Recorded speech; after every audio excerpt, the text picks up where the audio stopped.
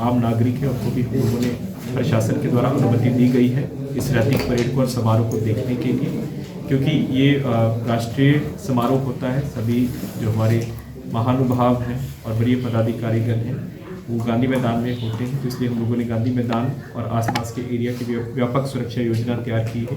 3 स्तर का सिक्योरिटी होगा गांधी मैदान के अंदर, गांधी मैदान की परिधि में और आसपास के क्षेत्र में ट्रैफिक मैनेजमेंट का और जितना भी हमारे आसपास की बिल्डिंग्स पर है। हम लोगों ने जो गांधी मैदान को है तकरीबन 6 सेक्टर्स में डिवाइड किया है। प्रत्येक सेक्टर में वरीय दंडाधिकारी और डीएसपी रैंक के पदाधिकारी रहेंगे। उसके अलावा हम लोगों का जितना भी एंट्री है हम लोगों ने उसको ईयरमार्क किया है। वीआईपी एंट्री गेट नंबर 1 है, मीडिया एंट्री गेट नंबर 9 है और अन्य महानुभावों की एंट्री गेट नंबर 10 है, पब्लिक एंट्री 5 और 7 है। वहाँ पे हम लोगों का HHMD DFMD के साथ फ्रिस्किंग किया जाएगा। प्रत्येक व्यक्ति को फ्रिस्क करके ही अंदर आने दिया जाएगा। EST का चेक चल रहा है ऑलरेडी डॉग स्क्वाड के द्वारा और मेटल डिटेक्टर्स के द्वारा। आसपास की परिधि में जितना भी इंक्रोचमेंट उसको हटाया गया है और ट्रैफिक रिस्ट्रिक्शंस भी उस दिन रहेगा। और हम लोगों की QRTs JP गोलंबर और हम लोगों का जो रामदुलाम चौक है, उद्योग भवन है और एक QRT एकता भवन में किसी भी आकस्मिक स्थिति से डील करने के लिए तैयार रहेगी। और ट्रैफिक के लिए भी, क्योंकि इस बारी झांकियाँ भी होनी है और इस बारी झांकियों का निर्माण भी गांधी मैदान के अंदर ही किया जा रहा है, तो कुछ एरियाज़ को गांधी मैदान को हम लोग वन वे करेंगे और इसका हम लोग जो व्यापक प्रचार प्रसार समाचार पत्रों के माध्यम से भी करेंगे। तो पर्याप्त सुरक्षा व्यवस्था की गई है गणतंत्र दिवस समारोह के लिए। सर, उस दिन सरस्वती पूजा भी है, तो उस दिन किस तरह से सरस्वती पूजा को लेकर भी हम लोगों का जो प्रथम बैठक है वो हो चुका है। सभी पूरे जिला में, क्योंकि 26 तारीख को बसंत पंचमी के साथ ही सरस्वती पूजा का आयोजन और उसके बाद प्रतिमा विसर्जन लगभग 2 या 3 दिन तक चलता है। इसमें पूरे पटना जिला में लगभग 3,500 प्रतिमाओं को इस बार हम लोगों को जो हम लोगों ने आकलन किया है उसका स्थापना की जाएगी। और जितने भी विसर्जन जुलूस हैं 100% अनुज्ञप्ति हम लोग निर्गत कर रहे हैं और सभी का रूट सत्यापन किया गया है। क्योंकि पिछली बारी भी जो सरस्वती पूजा का आयोजन हुआ था कोविड-19 की वजह से कुछ रिस्ट्रिक्शन थी, लेकिन इस बार सरस्वती पूजा में कोविड के कारण कोई रिस्ट्रिक्शन नहीं है। जितने भी जुलूस जाएंगे उनका जो रूट है, पारंपरिक रूट है, वहाँ पे हम लोगों का डेडिकेशन रहेगा।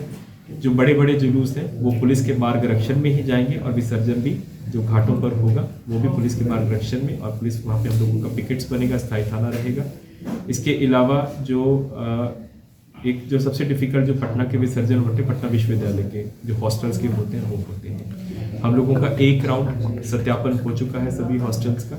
इसी क्रम में आप सभी को जानकारी होगा कि सैदपुर हॉस्टल से हम लोगों ने तकरीबन 2 लोगों को पकड़ा था जो कि पुराने अपराधकर्मी थे, मर्डर केस में भी वांटेड थे। उन्होंने ही सरस्वती पूजा समिति के नाम से चंदा वसूली कर रहे थे और एक व्यवसायी को हत्या करने का उसने योजना भी बनाया था। और इसी क्रम में और 6-7 लोगों के ऊपर FIR हुआ है जिनकी गिरफ्तारी की हम लोग प्रयासरत हैं और हम लोगों ने टीम बनाया है गिरफ्तारी करने के लिए। इसके अलावा जो अन्य भी छात्रावास है, हम लोगों का एक मीटिंग पटना विश्वविद्यालय प्रशासन के साथ और जो स्थानीय थाना उनके साथ संयुक्त हम लोग रूप से करेंगे कि उनके आयोजन का क्या डेट्स रहेंगी, विसर्जन की क्या डेट रहेंगी।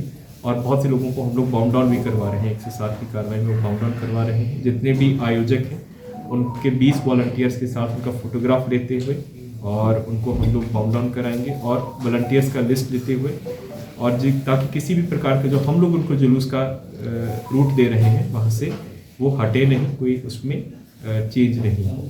और जो पूरा हम लोगों का ओवरऑल बाकी ज़िला में भी है, तो जहाँ जहाँ पे भी संवेदनशील स्थल है वहाँ पे स्टैटिक डेपुटेशन रहेगा। प्रत्येक अनुमंडल में हम लोग QRT और ज़िला में एक रिजर्व रखेंगे किसी भी आकस्मिक स्थिति से निपटने के लिए। डीजे को लेकर क्या निर्देश है? डीजे को लेकर देखिए स्थायी निर्देश है कि जिसको भी डीजे लेना है जो अनुमंडल दंडाधिकारी होते हैं, पहली बात तो उसमें डेसिबल्स फिक्स्ड हैं सुप्रीम कोर्ट के द्वारा जो और हाई कोर्ट का जो आदेश है। ज़्यादातर तो जो ध्वनि विस्तारक यंत्र है उन्हीं का ही हम लोग अनुज्ञप्ति देंगे जो कि अनुमंडल दंडाधिकारी लेवल से निर्गत होती है। और उसमें भी जो टाइमिंग है 10 बजे तक है, उसका हम लोग रिस्ट्रिक्शन करेंगे। पिछली बारी भी जो लोगों ने वायलेशन किया था उनके ऊपर FIR हुआ था और उनको FIR करके हम लोगों ने आगे कानूनी कार्रवाई की थी। तो जितने भी पूजा समितियों की हमारे साथ बैठक हुई है और शांति समिति की बैठकें चल रही हैं उसमें जो और जो अनुज्ञप्ति भी हम लोग दे रहे हैं उसमें भी एक ये शर्त है, उसमें डेसिबल्स को भी हम लोग बता रहे हैं कि कितने डेसिबल के ऊपर ध्वनि विस्तारक का यंत्र का अनुमति नहीं रहेगा और टाइमिंग को हम लोग फिक्स कर रहे हैं। और कोई वायलेशन होगा तो वीडियोग्राफी, मेजर जुलूसों का वीडियोग्राफी हम लोग करवा रहे हैं और उसी के आधार पर हम लोग जो वायलेटर्स हैं प्राथमिकी दर्ज करेंगे।